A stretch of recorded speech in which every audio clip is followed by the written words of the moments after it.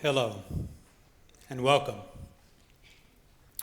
My name is Chess Edwards, and I'm here today, as I imagine many of you are, because Mary Rice helped to teach me how to love. And that is one of the most precious gifts imaginable, for which I will be forever most gratefully indebted to Mary. So thank you for being here today. And I say that with a particular Mary emphasis on the being. Thank you for being here today in love. Thank you for your presence. Thank you for your generous and your gracious hearts. And thank you for all the support that you have so wholeheartedly provided to Mary's family.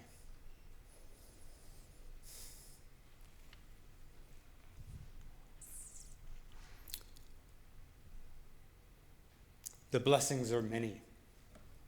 We're surrounded by them today, in the flowers, the candles, the tributes, and most importantly, our hearts.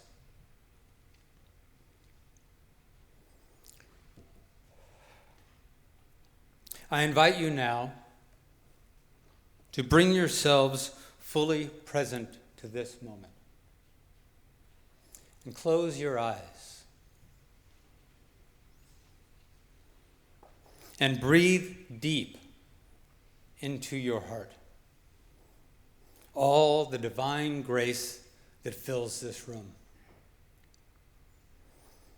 And now breathe our collective presence into the heart behind the heart, that deeper place of knowing and allowing. Let yourself be there.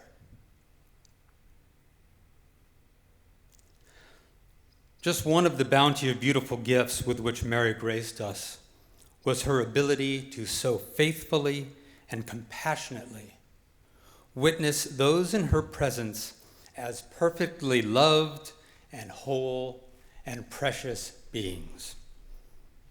So please envision now Mary's eyes, her piercing and forever loving eyes, holding you in that beautiful reflection of yourself, though perhaps even you could not see. Mary could see beyond our own shadows, and she would hold that faith in us with such knowing until we could finally embrace it ourselves. And for some of us, this took a bit longer than others. But Mary was always willing to be our champion for however long it takes for us to see as clearly as she can see and to love as absolutely as she loves. So now please open your eyes and look around this room and see with Mary's kind eyes all the perfection in each sweet soul here today. And know with Mary's boundless heart their divine grace. Witness their beauty and let yourself be fully witnessed as well. So welcome, and thank you again for the perfection of you as we honor, embrace, and celebrate the enduring presence and memory of Mary Rice. Love. Judy Yeah. Garland sings it really So she did. Somewhere over the rainbow. But I don't have it in That's any key but this. Well, we'll make it happen. You still willing to try? I'll try. Okay. We'll see how it sounds. We'll both try. Somewhere over the rainbow, way up high. I just can't imagine what my life would have been without music. And so, yeah, getting to know that I've passed that on to my girls is also just so satisfying. And then the other thing that I most want to pass on is that loving yourself and accepting yourself as you are, and using your gifts and sharing them with the world, which they're both doing in amazing ways, and not being afraid to love deeply and connect, and they're both doing that. So it's like everything I want for them, they have, and more. And more. And yeah, growing up, having they molded Jim and me in all kinds of ways that we didn't know we were going to be molded. And such, yeah, just full of love. And I feel like there is a growing closeness with Hillary and Ariana, and I'm hoping that that will continue to grow past when I'm around. I so value the differences between the two of them.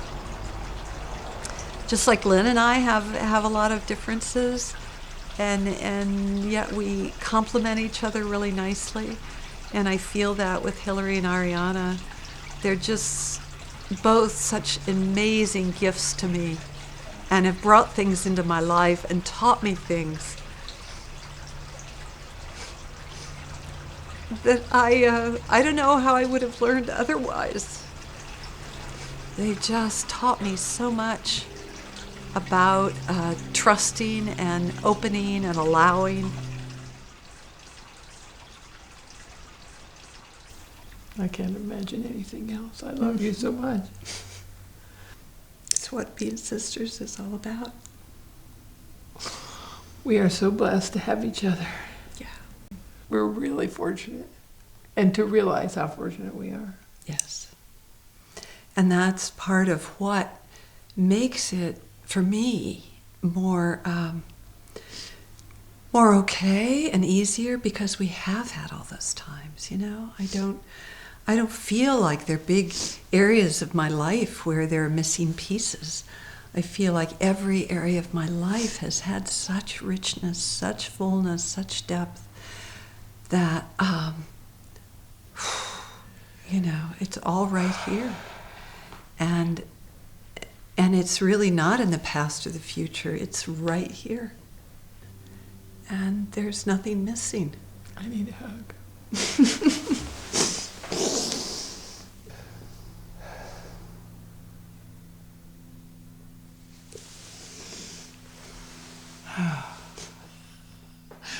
Oh, life is so rich and so full.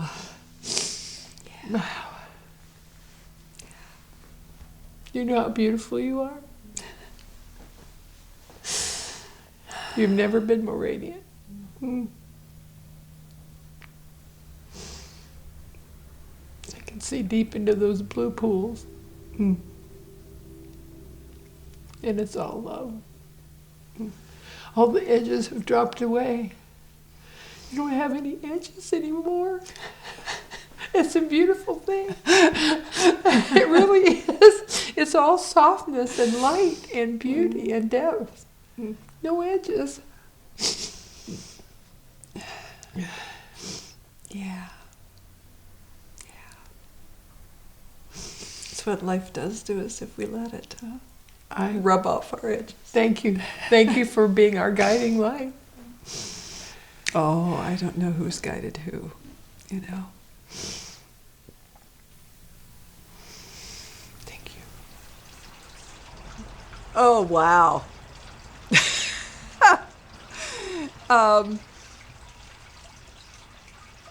Well, that he was lots of fun, that he had a very big heart, and that he was interesting and complicated.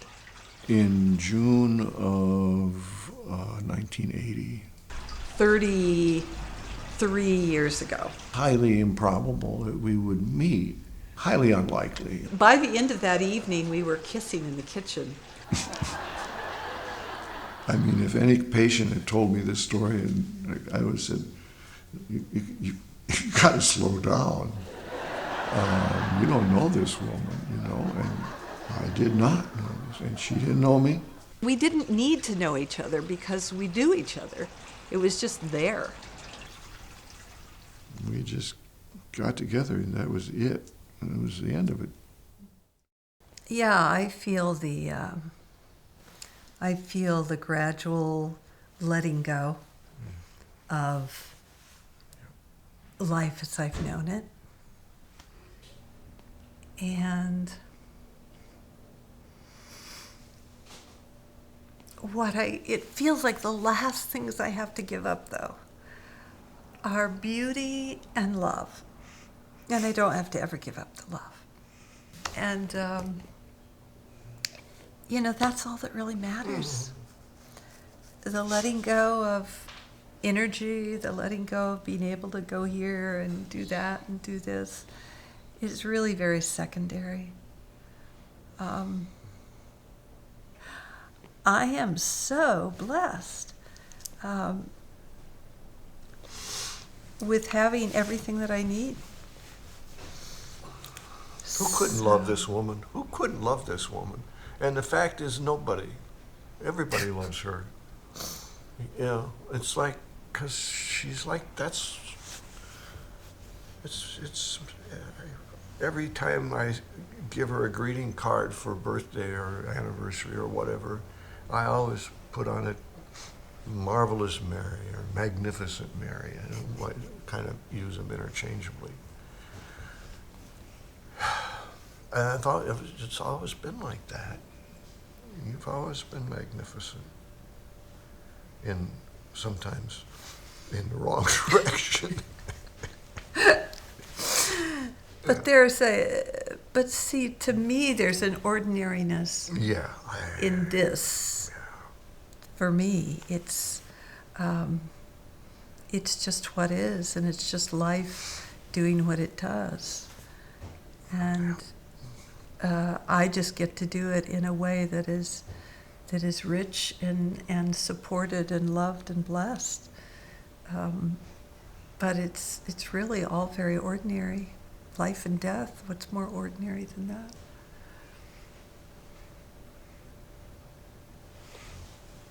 Excuse me.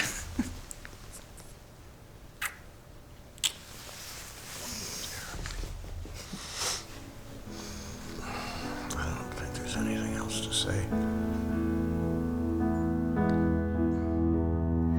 Mother Mary, full of grace, awaken.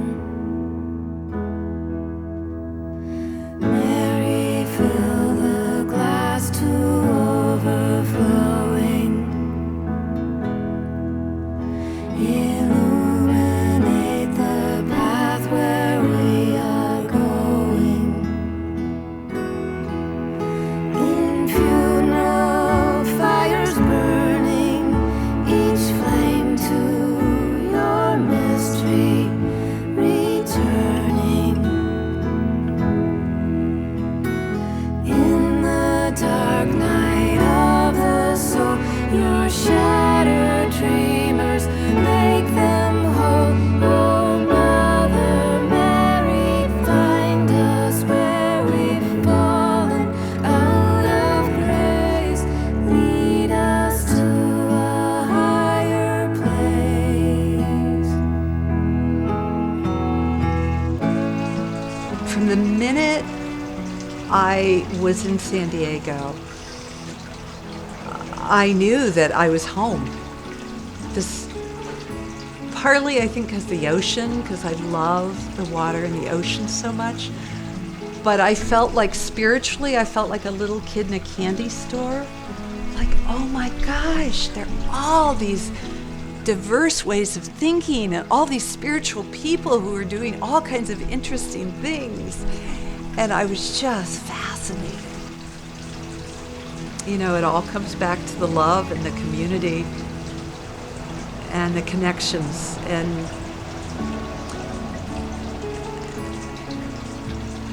it's all that matters.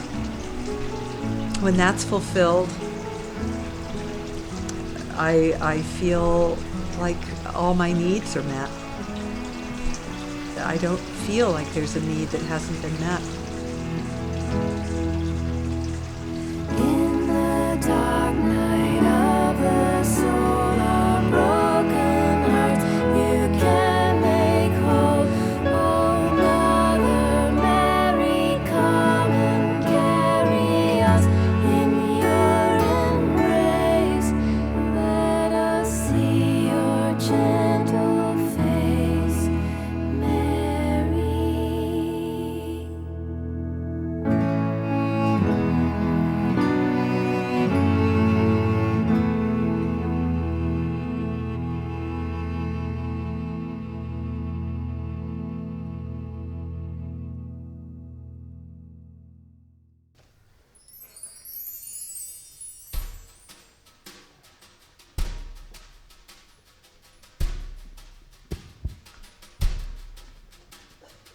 She comes in with a gypsy midwife, rings on her fingers and bells on her toes, singing her way through the sorrows of this life. She shall have music wherever she goes, music wherever she goes. Dancing along in the madness, she's got her feet on the ground. Give her your pain and your sadness, she'll eat you and turn you around.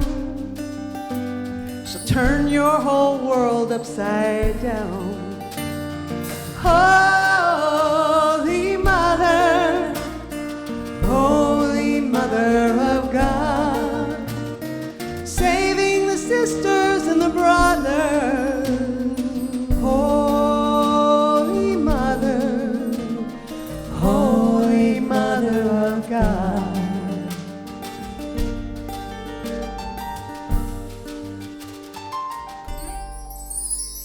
She is the heart of the darkness, she is the port in the storm. Hers is the fierce love that holds us together, the fire that keeps us warm, the fire that keeps us warm.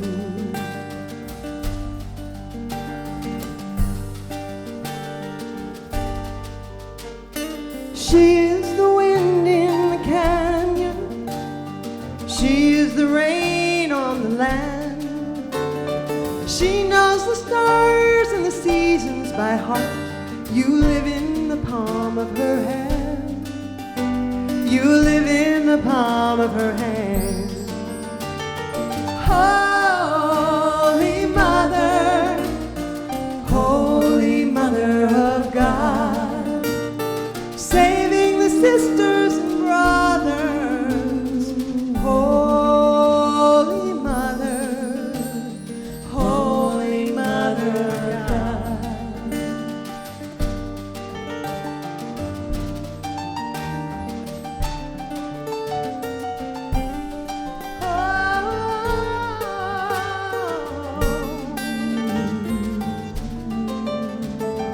Softly and tenderly calling, blessing the living and holding the dead. When everything else is falling away, she is the voice in your head.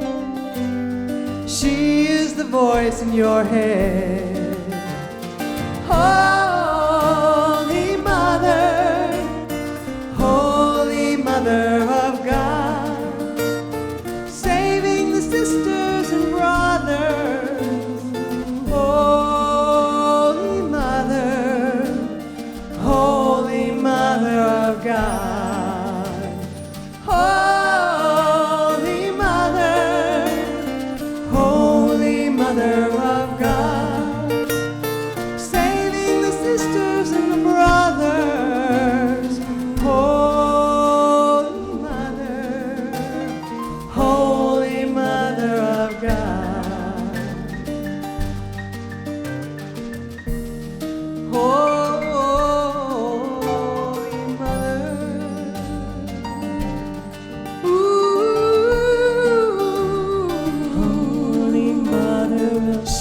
comes in with a gypsy midwife. Holy Mother of God.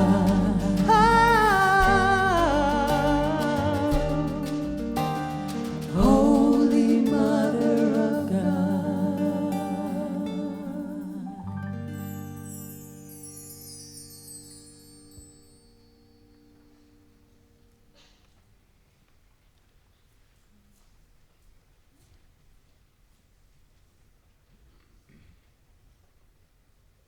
Good afternoon. The morning that Mary died, Vonnie sang that song at our center, at our spiritual center, and I just imagine Mary dancing in the heavens that morning. So thank you, Deva Vonnie and Terry, for singing that song this morning. So on behalf of Jim, Ariana, Hillary, on behalf of Lynn and Sid, Mary's brother, I welcome you to Mary Rice's celebration of life. I welcome you. Mary and I talked at some length about this day, and we realized that this day means three things. It's three things going on this day. The first is that we come together in our grief, and we come together because grief is somehow lessened and softened as it's shared, as we come together, versus being isolation or alone with our grief. And so we come together to support each other. The second thing we do is we come together to remember and celebrate a life well lived. So you'll hear stories, you've been seeing pictures, and so we celebrate a life well lived. The third thing we do, which we've talked a little bit about Mary's gifts already, her biggest gift to me is that she had no fear of death. None. No fear of death. She told us by what she said and how she lived, that death is nothing to fear, that it's a threshold to greater experience of light. So and I've been thinking about this since Mary's diagnosis. I thought, if you don't fear death, what is there to fear?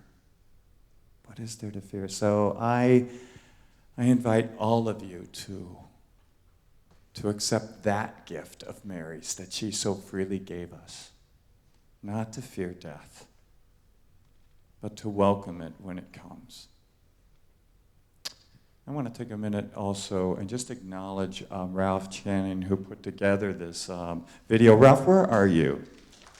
Could you stand, Ralph? Let's acknowledge Ralph for this.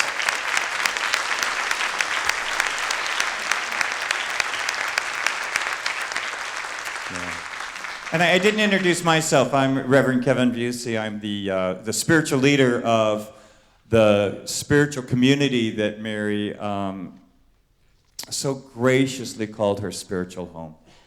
She said she never realized that there would be a community, an organization that would so be in line with her beliefs. And she found it with us. And so that for me and for us in the community is a great gift. And today, we're one community. We're one community that supports each other, that receives Mary's gifts, and that celebrates a life well lived.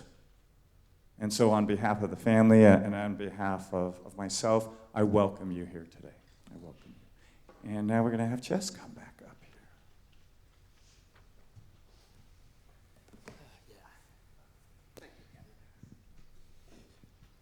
When Mary was talking about the memorial and putting it together, she asked that any poems that be read be original poems, not be poems that are readings of somebody else's poems. And so she went to one of her most creative and heart-filled sisters and loves and friends, Laura Ann Wolf, and asked her if she would compose an original poem celebrating Mary and to present it here today. And Laura Ann Wolf promptly left the country. She's not here today. She's in Europe with her husband, and she's brokenhearted to not be here today. But to know Laura Ann Wolf is to know a spirit that cannot be daunted. And so, Laura Ann Wolf. Mary and I were friends for about the last 5 years. And Mary was most persuasive, as we all know, not only with her stature as a woman, as a human being, in internal space, but her architecture. To her 6 feet, I stand 5'2". One evening when Mary and Jim were at our house for dinner, we were eating outside, and the cool ocean breeze suddenly was a little too cool for Mary's comfort, and I panicked, wondering what I possibly would have in my closet that could shield her from the cold.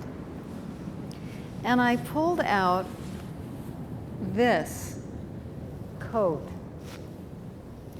and I gave it to her because I no longer had need for it, and she was delighted and so amused that we could wear the same size coat. So as you may know, Mary was not Irish, but Scottish. Her middle name was Llewellyn. But I took to calling her Mary Rice, all one word, and she seemed to enjoy that. Thus, the Irish Mary Riceness of the poem. Mary Rice. The fact is, I didn't expect you to be leaving so soon. The way the endless grace of you pushes the air out of the way as you move through it. Sweeping against the forces at play like a wave rising out of the deep, rolling, tossing, and then smoothly breaking with a quiet whisper. The rise and fall, then suddenly, out of the blue, a burst of laughter throbbing into the expanse. A call and echo to gods and goddesses, invisible friends, the deities, omniscient comrades. I, a mere mortal, reach about to take stock of my own proportion. Feeling small is not an option in such company as yours, Mary Rice. Another roar of laughter rocks me to my moorings, now tugging to keep you here, now pulling to let you go. Stay a while, Mary Rice. No, go where you must, Mary Rice. The fact is, I didn't expect you to be leaving so soon.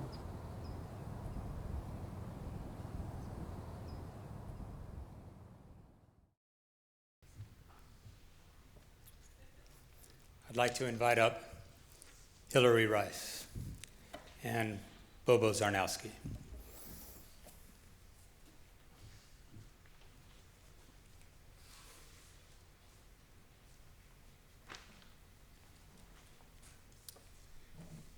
So, my mom believed that everything was a part of spirit.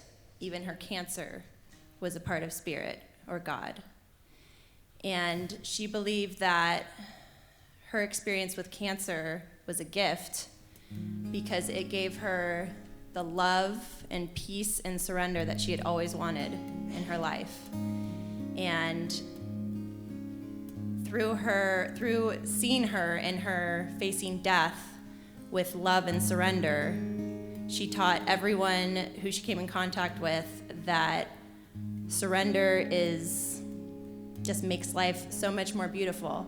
If she could face her own death and show us how beautiful and amazing the experience of death could be, as Kevin said, think of everything else that you can face with love and surrender. And so this is a song that I wrote about surrender. And I wrote it about a month before my mom passed, and she actually helped me with some of the lyrics. And it's called Resting in the Uncertainty.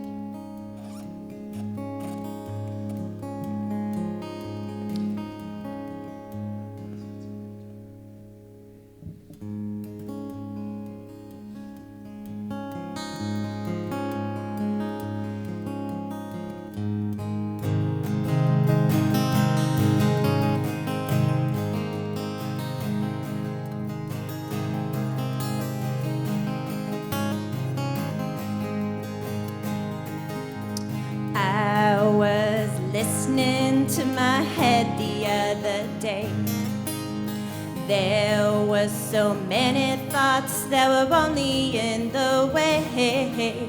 They told me stories about my life that were not true. Then my heart told me the answers I already knew. I'm resting in the uncertainty, being still in the great unknown. But all the things I think I know are not what life has shown. Instead of trying to control how my life's gonna go, I'm resting in the uncertainty and going with the flow.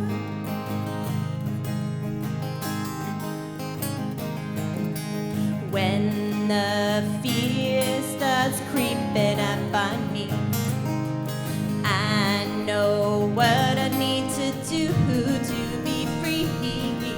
I close my eyes and feel the arms of love surround me, and the fear melts away to love and clarity.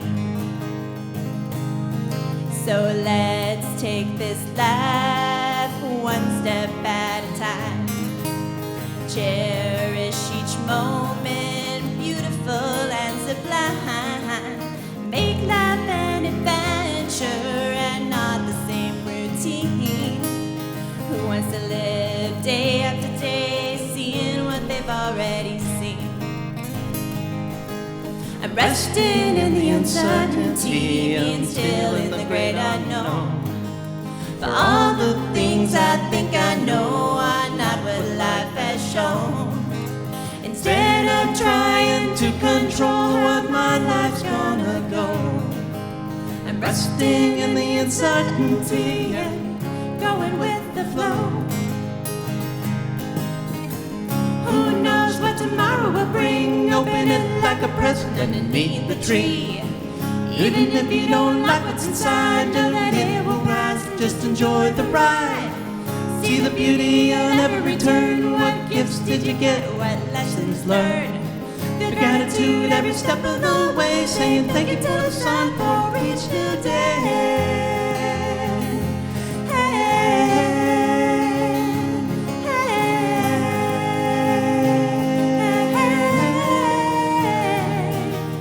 Resting in the uncertainty, being still in the great unknown. But all the things I think I know are not what life has shown. Instead of trying to control how my life's gonna go, I'm resting in the uncertainty and going with the flow. I'm resting in the uncertainty and going with the flow.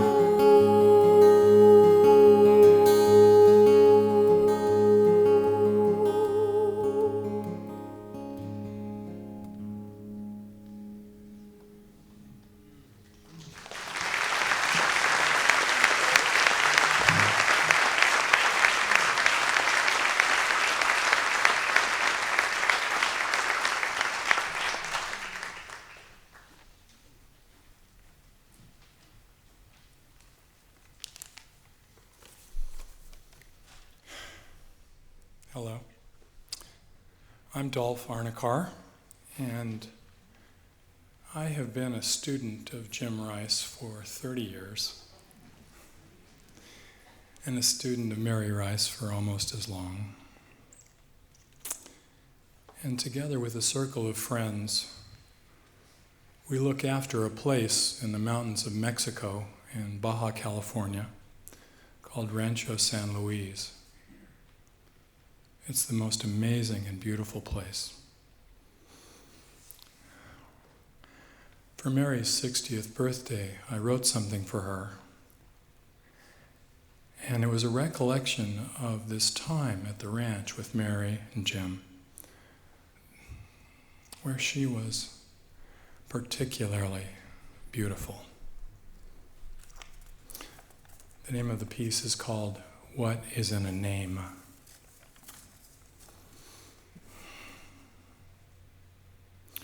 Late spring in Rancho San Luis, an unbelievably beautiful place in the high desert of Baja California. It was a warm, moonless night. A gentle breeze wafts through the valley, carries the sweet scent of desert sage. Mary lies motionless on her back, nestled in light blankets on the great granite patio near the cabin. Friends and loved ones mill around, moving restlessly inside and out. But Mary refuses to move. Her eyes are transfixed on the vast starfield above, her mind enraptured by the ancient mysteries of the heavens. There are moments in life when a person most embodies their deepest self. And this was one of Mary's. Rooted in the warm embrace of Mother Earth, she was Maria Piedras, drawing deep peace and power from the stones themselves. Gazing into the vastness of space, she was Maria de los Cielos, Mary of the heavens. What is in a name? Shakespeare asked us 400 years ago. And I answer today, in honor of this remarkable woman who chose to live her life in the delicate balance between heaven and earth. Maria Piedras de los Cielos, Mary, Rock of the Heavens. What is in a name?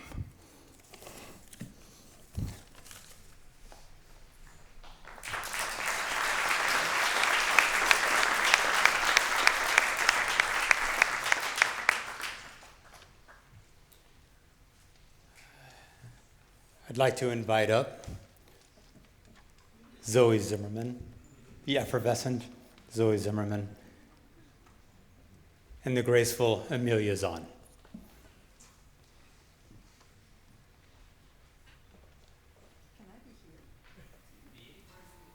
I'm going to be here now.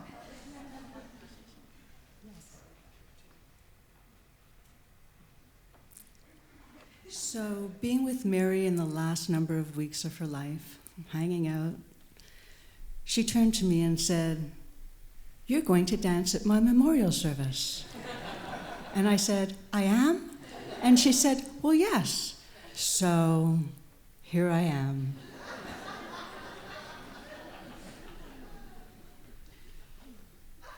She actually told me to bring the funny, but instead it has come to pass that I'm going to represent for Jim Rice and read one of his poems today.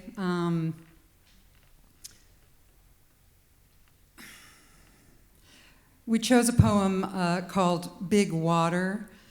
At one point, Amelia and I were having some fun and playing with the words and moving around, and Amelia stopped and got all shiny and said, "Mary is big water to me."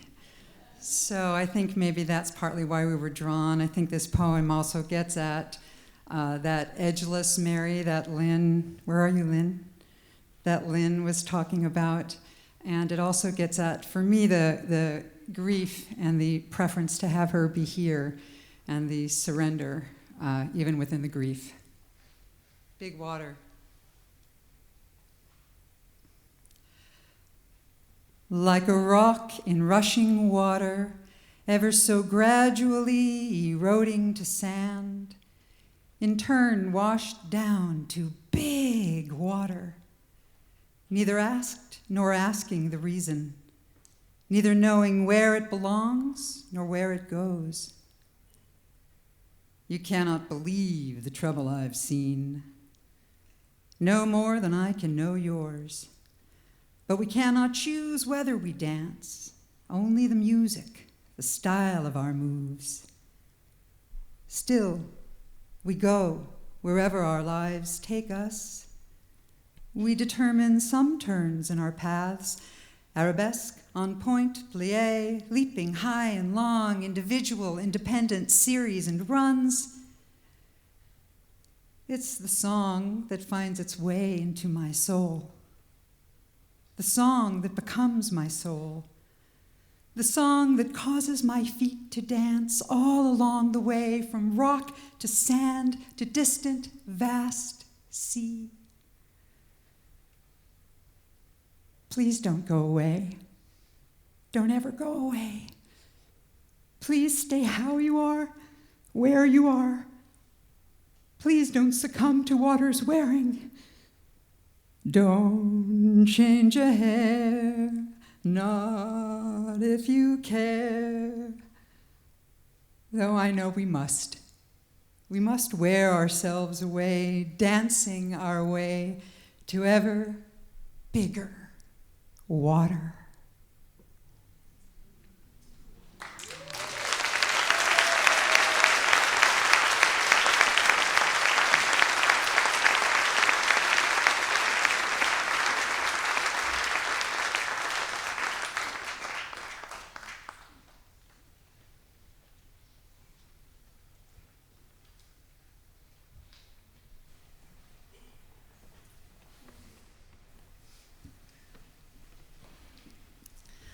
I'm Kate.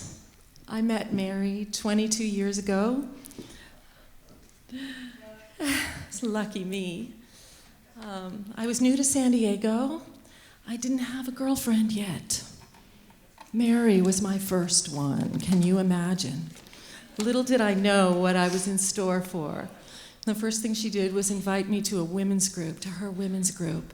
And suddenly I had about 30 soulful girlfriends.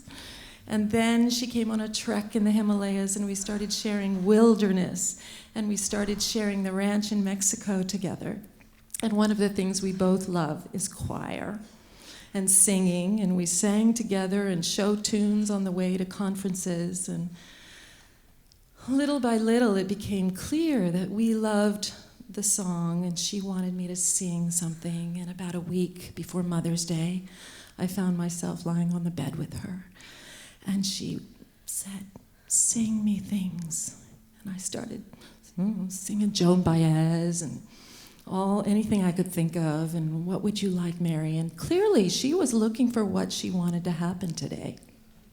She hadn't been out of the bed in quite a while, and suddenly she got up and she starts moving to the living room, and it was like, ooh, remember that. And she found a CD that had a collection, and we had to sit through every single song and sing it, listen. And this song that we're about to do is the one she really wanted. And I just want to say one of the deepest things I learned from Mary was this idea through Catherine of the bonus daughter. It's not the substitute or the stand-in. Mary was my bonus sister. And for my children, in many ways, a bonus grandma. So I'm so grateful to share this song that Mary picked.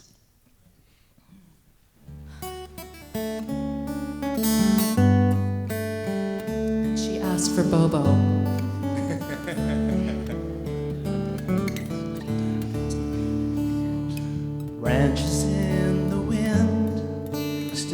standing here together.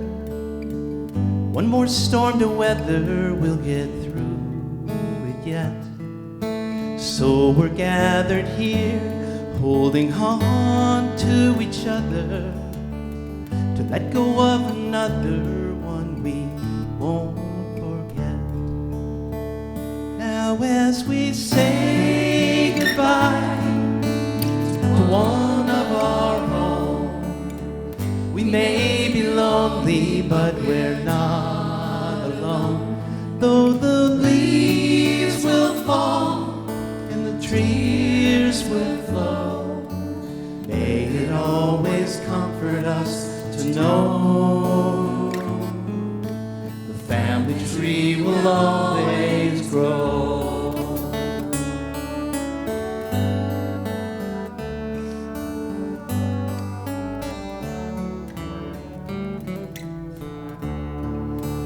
Father down to son, mother to daughter, thicker than water, we are made of this. From the earth we rise, to the earth returning, we'll keep the candle burning for the ones we'll miss. And when we say goodbye to one of our own, we may be lonely, but we're not alone. Though the leaves will fall and the tears will flow, may it always comfort us to know the family tree will always grow. Stronger than the wind can blow,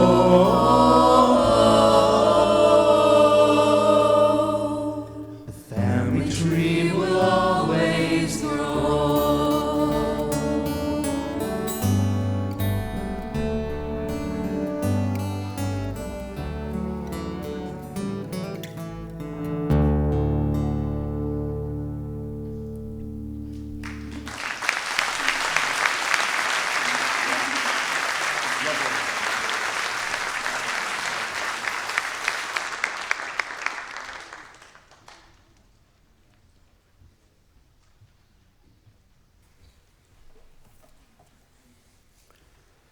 There was a part of Mary's life that I could never be a part of, but that so impacted our community, in fact, is so much the heart of our community.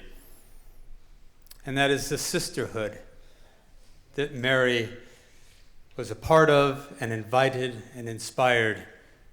And one of her dearest loves, and our dearest loves, is core to that sisterhood. I'd like to invite up Belle Hazelhurst, and I'd like, please, for the Sisterhood of Mary to please take your places.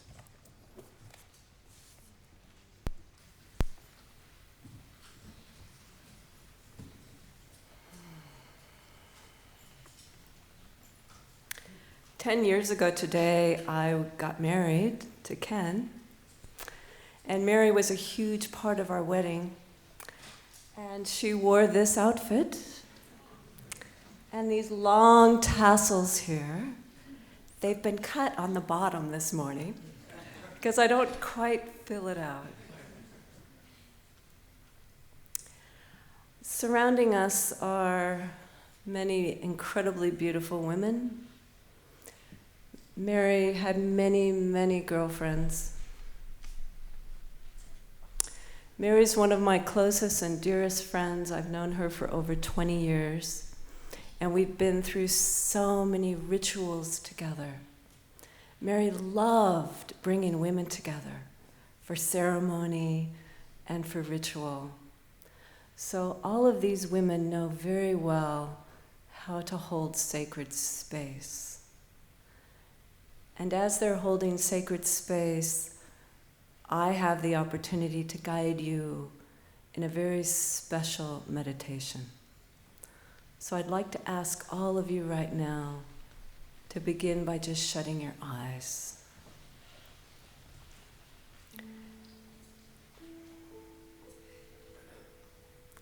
take a moment first and just notice your body. Notice what's happening on the inside. Your heart's pretty wide open right now.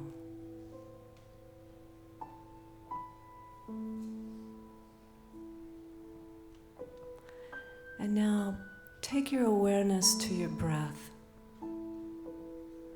as you breathe down deep into your belly.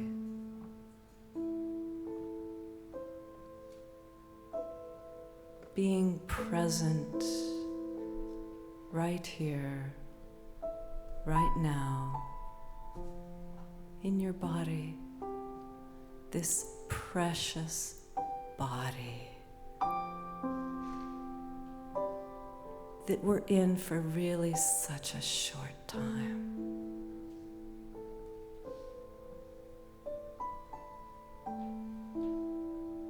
And as you continue to breathe slow and deep,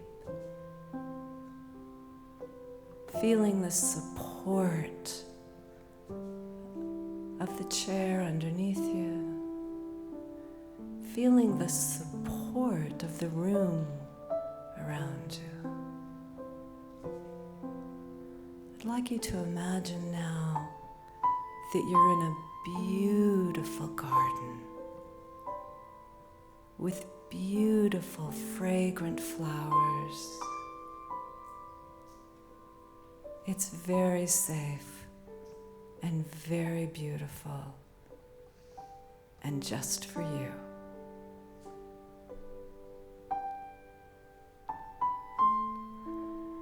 And now there in this sacred garden, I'd like you to invite the spirit of Mary to join you there.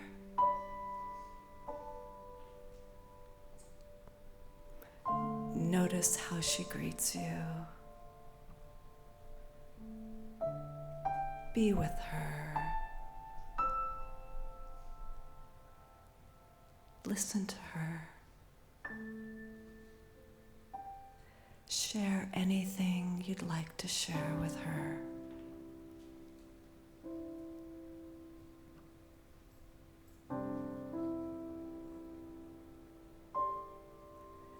Being aware of any special, simple message that Mary has just for you.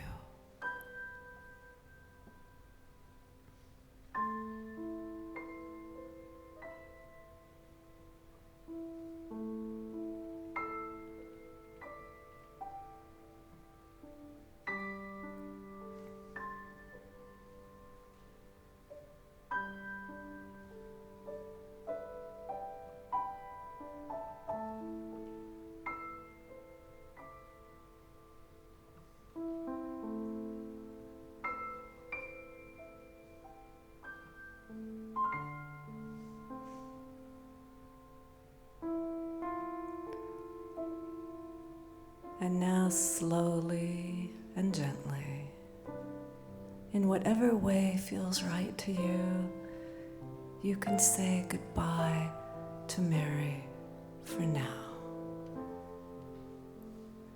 knowing that her spirit is always available to you. All you need to do is think of her.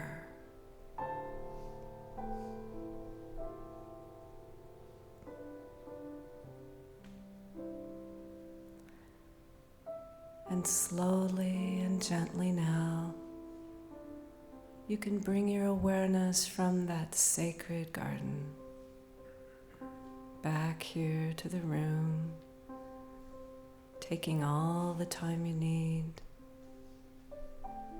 returning gently, softly, bringing with you that message from Mary, being touched by her presence, being present.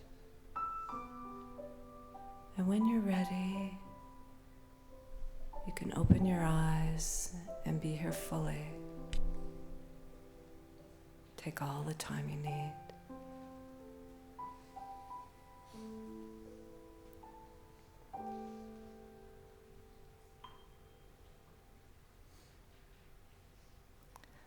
And thank you, sisters.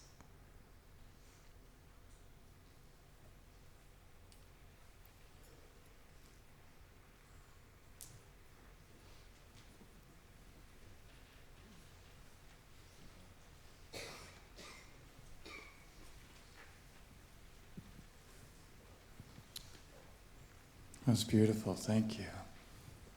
Thank you, sisters.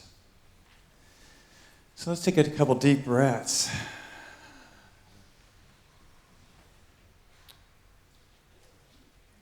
We wanted to create an opportunity for those of you who would like to share Mary's particular gift to you that maybe she shared with you, or a particular story. So we're going to have a couple mic runners. Wendy, would you stand? Wendy's one of them.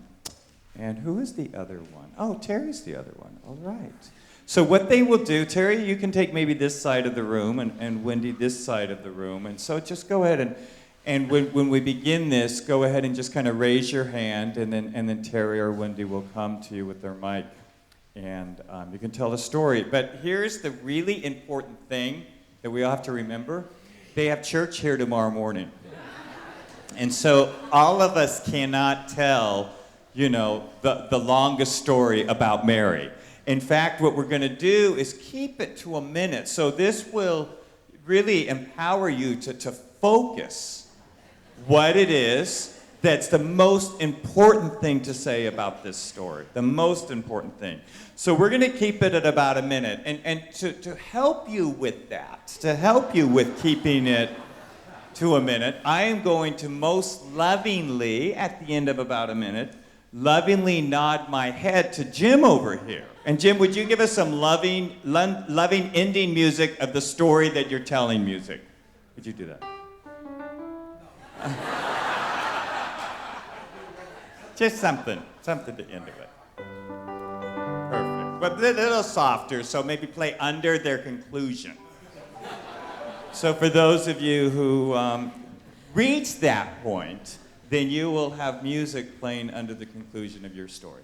So now here's the important thing to remember. The important thing to remember is to keep it short. Can we give an example? Sure. So imagine, I know no one in my church could imagine this, but say imagine I went on and on and on up here, right? And then I would just be talking, and then Jim would start to play. All right, cool. And then I would have to end really quick. So we'll start this. We have a minute. So in 5 seconds, I want to tell a story about Mary, but I'm going to keep it within a minute.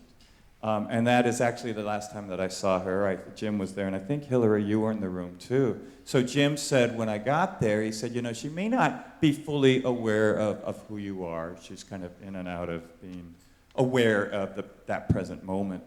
So I walk in, and she sees me come in, and she says, Kevin. She goes, come here, come here. I have something to tell you. So I come over to her bed, and I kind of lean in, and she says to me, it's not as tough as I thought it would be. It's not as tough as I thought it would be. And that was 45 seconds. So who would like, so go, okay, let's start here. So I'm on, good. And would you stand up, please? Oh, face the do I have to? I'll try. When Belle and I got together and I met Mary, I quickly realized that I had hit the jackpot. Can you imagine being really seen, I mean really seen, by two amazing women in one lifetime? That, my friends, is grace.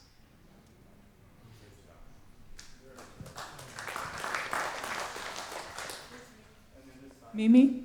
Is Mimi here? Oh, she's over here. I think that if, like most of you can imagine that Mary is right here with us right now, and that she perhaps waited until this day to complete her transition into all that is, to dissolve into it. I can only imagine, it's not even imagining, it's palpable, Mary's joy at this incredible gathering of unconditional love. It is who Mary is, not was, but is. And gratitude and heart opening is what this is truly about. And I thank her and all of you. So I'm speaking because Mary asked me to speak, and I hate speaking when I'm this emotional, but I'm going to do it anyway. And I'm remembering Mary saying, "Hello, my dear," and you probably all heard those words from her. And the other thing that she did to each and every one of us is she made us feel like we were the most special. We were the adopted sister, we were included in the family, and we all know that we're here because she loved us and she included us in the most remarkable ways. She asked me when she was near death, she said, "What did you learn from all this?" And I said, "Not to sweat the small shit." She said, "That's really good." And to keep my heart open, and she said, "So important." So let's live on and remember Mary in that way. Bless her. Thank you.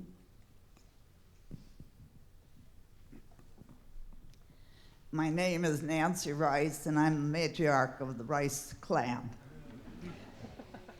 Jim came into my life when he was 17 years old. And Jim and I have gone through many a hard time, dark times and lost times. And at one of those times, Mary came into our lives.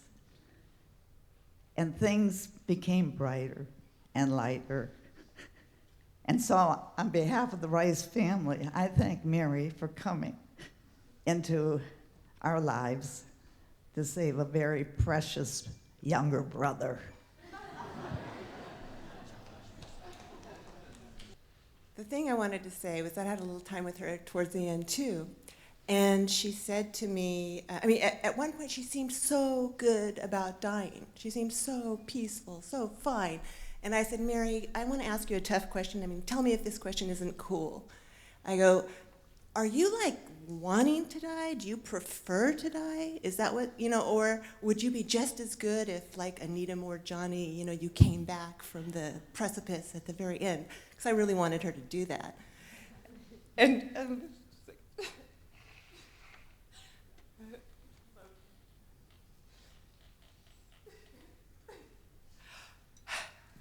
so she said to me, she goes, "I really would," she goes, "Oh, no. I would love to have more time with my daughters. I would love to have more years. I would love to have more years with Jim."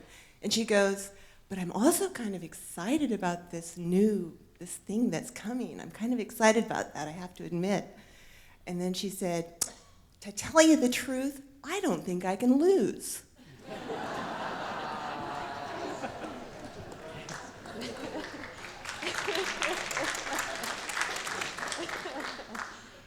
So this is the perfect follow of that. We were talking about Anita Moorjani, and she said, "What is it with all of these near-death experiences? It seems like so many people are sharing these books and these stories with me of people coming back." And she said, kind of, again, she's just neutral. Whether I stay or go, it's however I'm of the greatest service.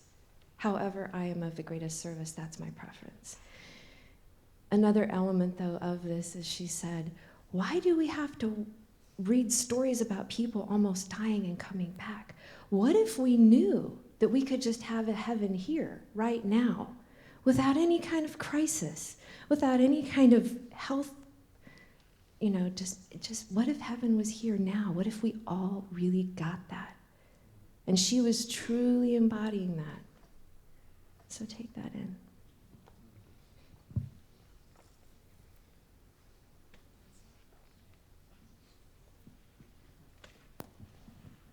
Good afternoon. My name is Elise Smith Cooper, and I have too much theater experience to have my back to anyone. So please forgive me for that short entree. Mary and I had very brief encounters together. At a very dark time in my life, she showed me that I could live. She introduced me to the Aramaic translations of Jesus the Christ, and that added to my other spiritual journey, helped me through that particular time. But what is most important for this whole experience for me, and I hope for you as well, is to recognize for the multiple millions of people who are not here, who haven't had all of the experiences that you have had, for a storyteller like me, it's all over. They will hear and they will know whatever I'm able to express, however I'm able to get it out, that there is a better way of dying than what we have currently learned. Mary Rice and this Rice family and all of you, and Carrying Bridge, oh my gosh, thank you for Carrying Bridge, has shown us that we can do this in a much more conscious way. And for this, I am extremely grateful. And to you, Jim, and to Hillary, and all of the family. And to you, Belle, please know that your writings helped someone far south of the 8 to bury her mother just last week. So please know that your work continues and that ripple is all over the universe. God bless you.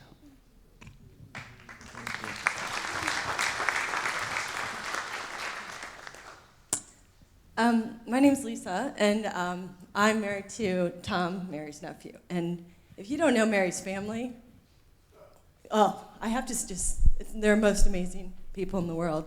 And when Belle told us to shut our eyes and imagine Mary there, Mary was already there. Like, I shut my eyes, she was right there.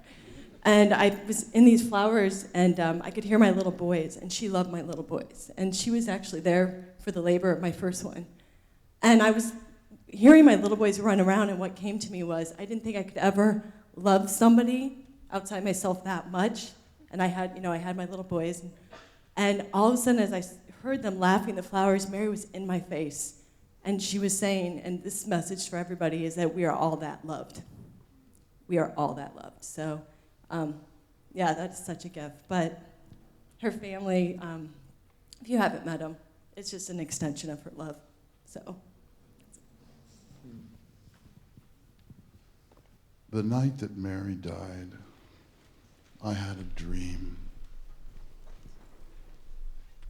My house was burning, and I reached into the fire, and there was a log, and the log was covered with mushrooms, and they were charred and burned. And I picked the mushroom off the log, and I cracked it open, and inside was a little wee squirrel. And it was Mary. And it was stunned from the fire.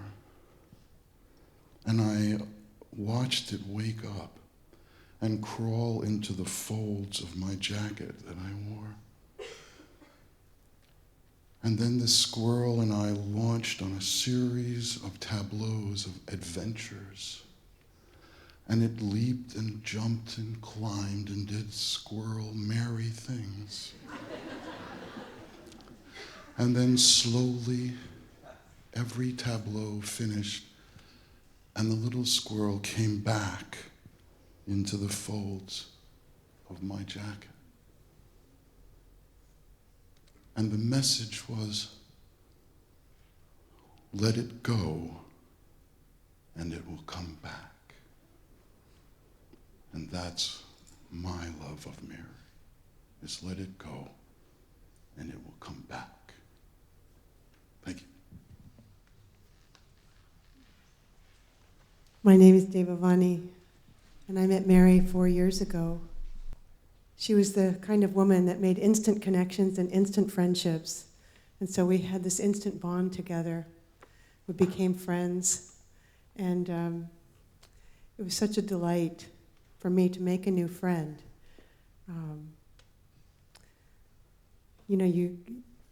Friends are the jewel in the lotus. And I was in a class called The Presence Process. Some of you may know about this. Mary had facilitated many classes with the book The Presence Process by Michael Brown. And we were 7 of us in the basement of the church being facilitated by Mary in the Presence Process. And during the course of the class, about halfway through, Mary discovered that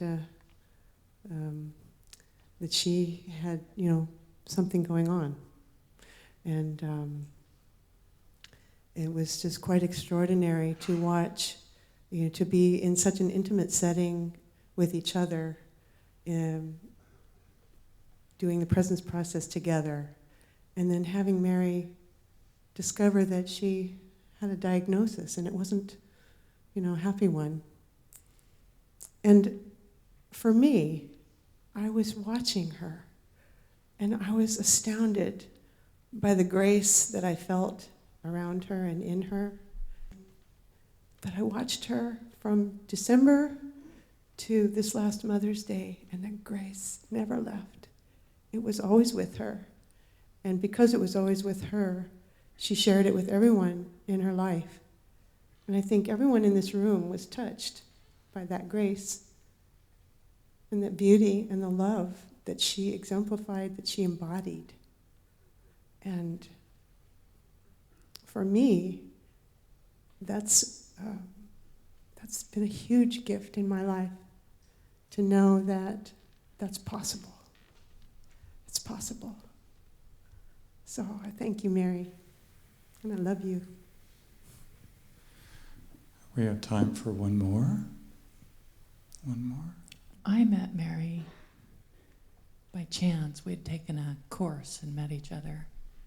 And the first practice round was down at the bay. And I was on my blanket, and I was just kind of wanting to be on my own. And she comes over, and you know how she does. She's like a breeze coming in. And she says, "Would it be okay if I sat on your blanket with you?" And it was like my heart just went, whoa. Like, yeah. And then before I knew it, we were in this no space-time, traveling in Ireland with her and Jim, with this torrential downpour. And she had this, as a lot of you know, this amazing capacity to meet in that no time. All of a sudden you are absolutely in Ireland and looking around and you see and feel everything. And that was our beginning hello. It was a mystic hello from the very, very beginning. And we continued to journey all the way through to the end, and she will always be a part of my infinite self. Always be a part of my heart. She is pure nature to me, pure beauty. So I love her family so much. I'm so grateful. Thank you. Thank you, Wendy, and thank you, everyone. Good job. Let's acknowledge all those who shared. Good job.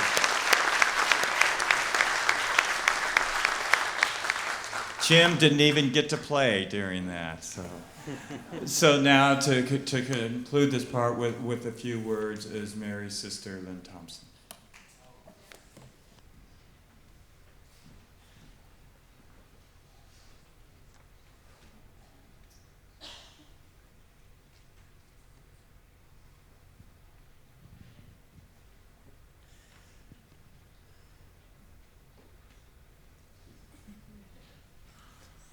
Wow.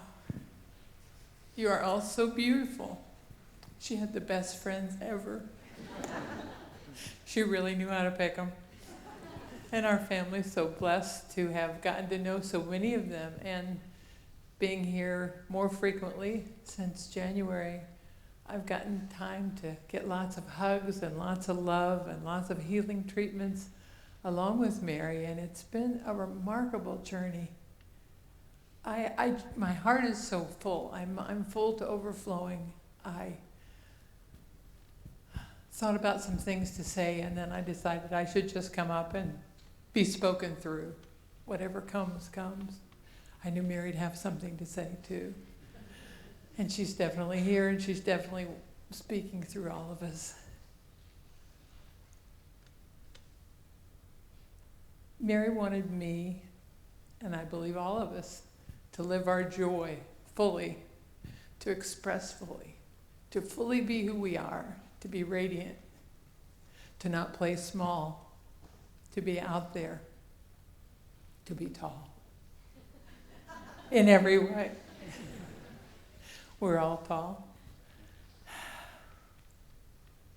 She's such a beautiful spirit, and she's so very present. And she's so much a part of all of us. It's the richest gift she could have ever given us. Her family, her friends. I look at Hillary and I see Mary. I look at Ariana and I see Mary in her best and most beautiful. I look at Jim and I see a man who loved a woman so dearly and is so full. And I just feel so richly blessed. And I know one of the things she stressed toward the end of her life was, now promise me you're going to be all right. We all had to say we were going to be all right. And the other thing was self-care. So she asked me to mention self-care again. So this is Mary. She's serious, right? I have to say whatever she wants me to say. I have no control. She wanted to remind us how important it is to live in our joy, how important it is to care for ourselves, and how important it is to be who we were meant to be in this life. That is more important than anything else. She set a beautiful example. And maybe the most precious part is how she left this plane. It was peaceful, it was beautiful, and she's one of those among the planet right now who are teaching us how to die with grace and beauty and ease, and that it doesn't have to be something horrific, that it's part of life. And she did that with such grace. And everyone who was a part of it, everyone who was affected by Mary can take this out into their family and friends and spread this message that death is simply a part of life, and that she lives on and we live on. And yes, Mary, we promise to care for ourselves and to live our joy. Thank you.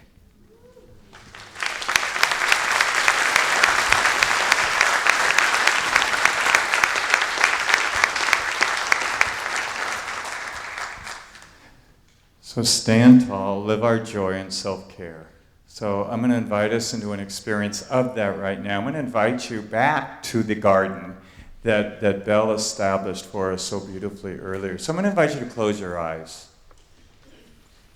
to take a deep breath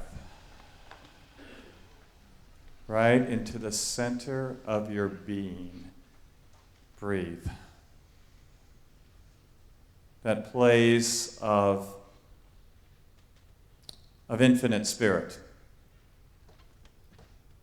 where now Mary also dwells.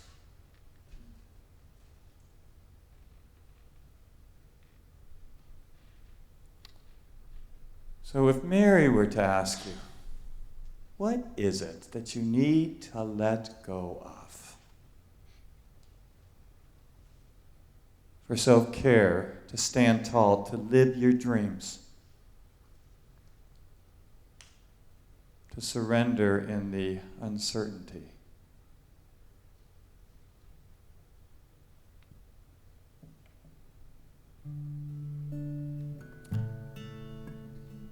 What would it be that you would let go of, that you would rest or center into.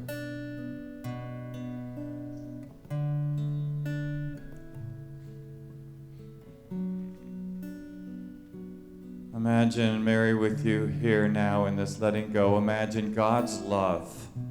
God's love. Surrounding you and indwelling you. An infinite presence. And just let go. Just let go into your greater self yet to be. Imagine yourself standing tall above all that distracts you from standing tall. Allow yourself to be guided. Let go. And just let it be.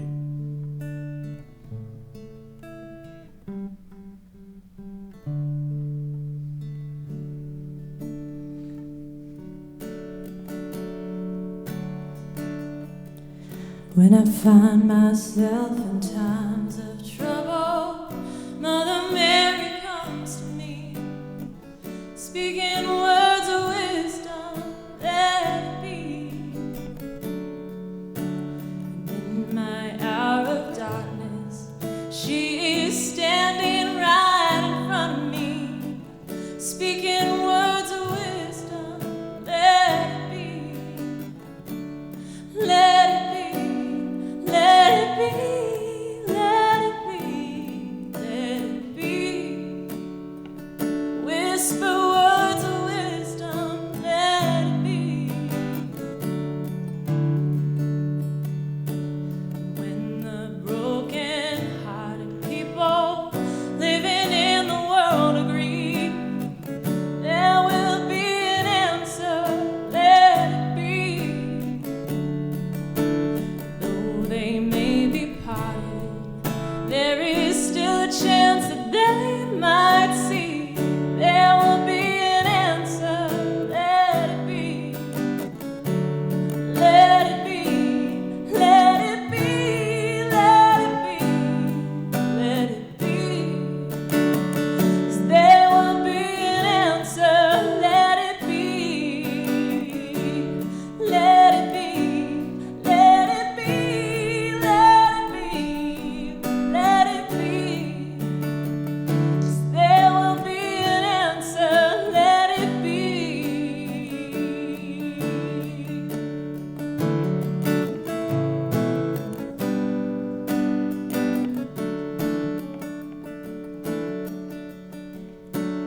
When the night is cloudy, there is still light that shines on me. Shine until tomorrow, let it be.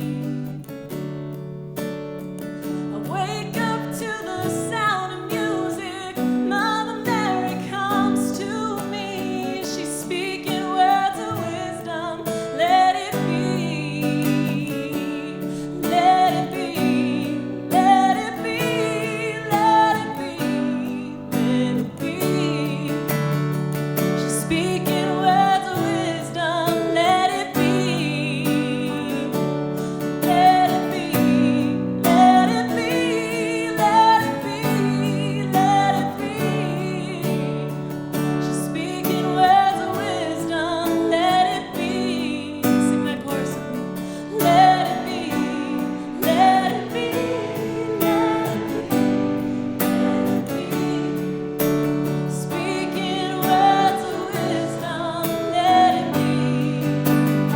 One more time. Let it be, let it be, let it be. Speaking words of wisdom, let it be. Let's hear just the voices. Let it be, let it be, let it be, let it be. She's speaking words of wisdom, let it be.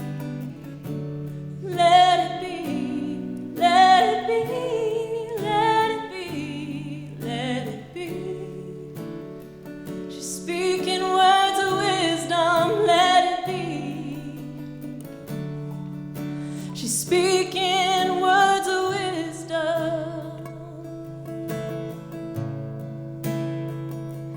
Let it be.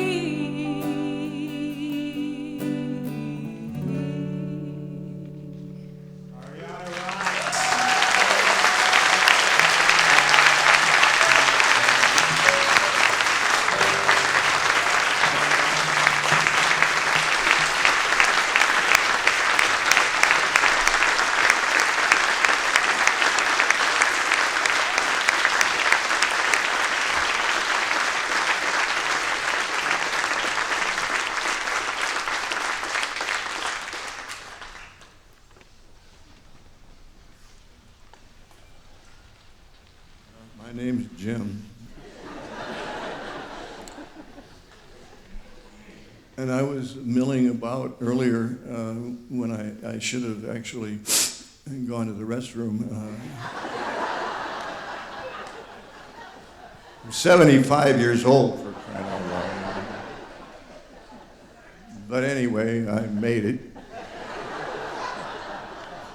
I hope this guy who's up here now doesn't talk too long.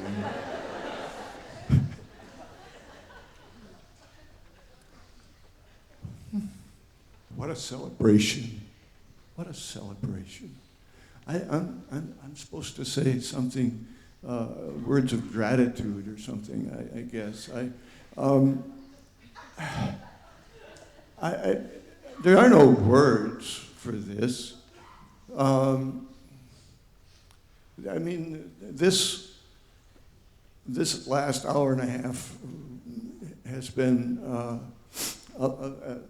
it seems like it's slighting it to say a little bit of heaven. It's been quite a lot. That's quite a very, very big piece of heaven, I'd say. And you all made it happen. You all made it happen, and I thank you all, every single loving heart here. And my children. It's very hard for me to say my children. I've always said our children, and it's still our children. They'll always be our children. And they're all grown up, and I'm grateful for that. I'm grateful for how they've grown, and they don't do things like I tell them to anymore. Hardly ever.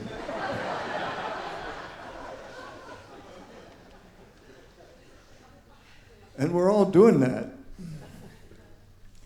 You know, we're all grown up.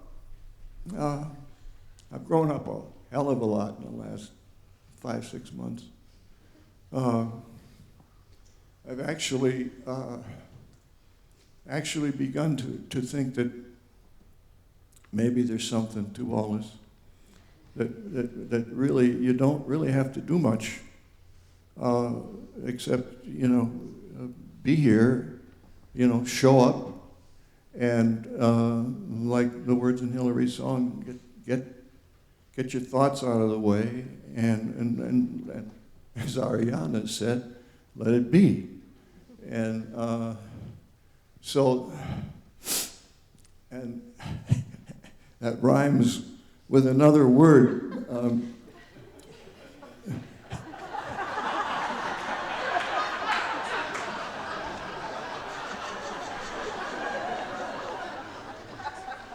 I have a dear friend, Haig. I don't think he made it today. He's got a acting thing he's got to do, but he wanted to be a stand-up comedian, and I can see why now.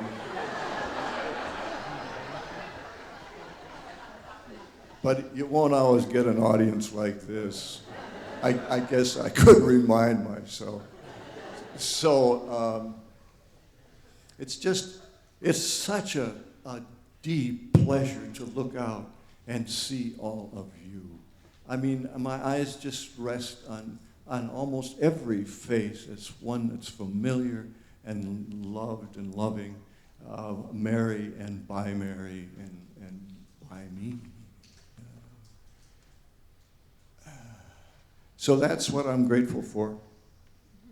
That's what I'm grateful for. I'm grateful for that. Love you, Jim. Love you.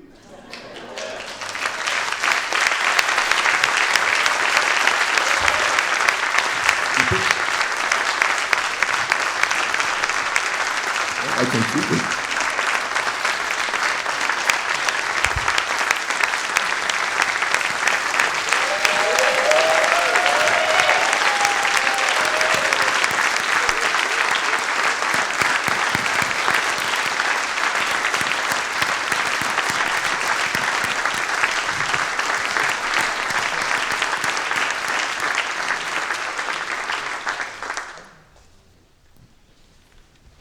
So much love here.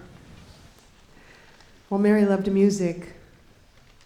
If you didn't get that from today's presentation, I'm just going to remind you again. Mary loved music.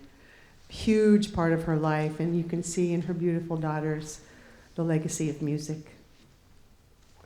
So she loved, I think every gathering held at the Rice home ended in everyone singing. At least that was my impression. And she loved to gather community together through singing.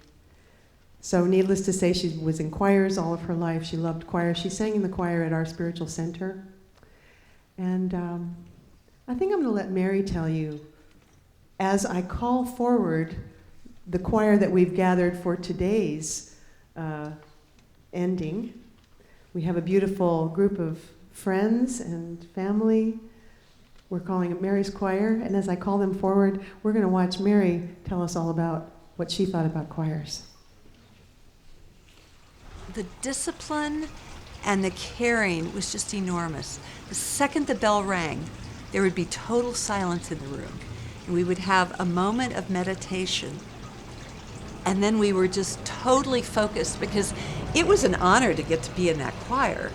And so everybody wanted to be there. And we did these amazing pieces of music. And so it was my first unitive experience with singing in that choir. We were at Clues Hall with the symphony orchestra. But this one piece was a cappella with no accompaniment. And the harmonies were so close and so beautiful. And I had tears streaming down my face because it was the first time I knew that everything was one, that the separation was an illusion. And I'd never even heard that concept before, but I had the experience of it. And I went up to the director, and I went up and I said, "You just gave me the experience of a lifetime," and especially the diversity. I mean, there were a lot of inner city kids who would never be exposed to this kind of music or this kind of opportunity, and our voices coming together so beautifully and perfectly. It was just an amazing thing to have happen.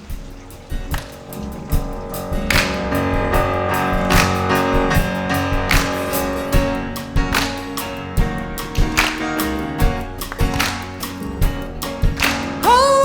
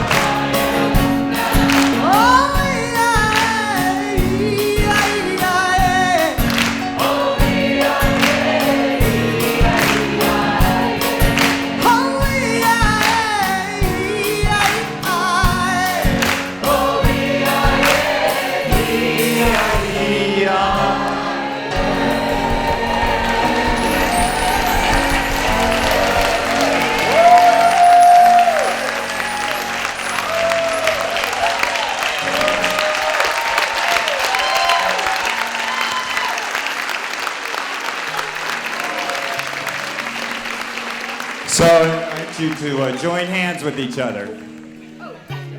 Breathe in the energy, the love that's in this room. Just let it fill your heart to overflowing, pouring over, pressed down, pouring over. And let's together in this moment know that what Mary taught us, that love is the most powerful thing. It's the only thing that lasts. And that death is not to be feared. So we open our hearts to the power of oneness. We let go. We let it be. And so it is.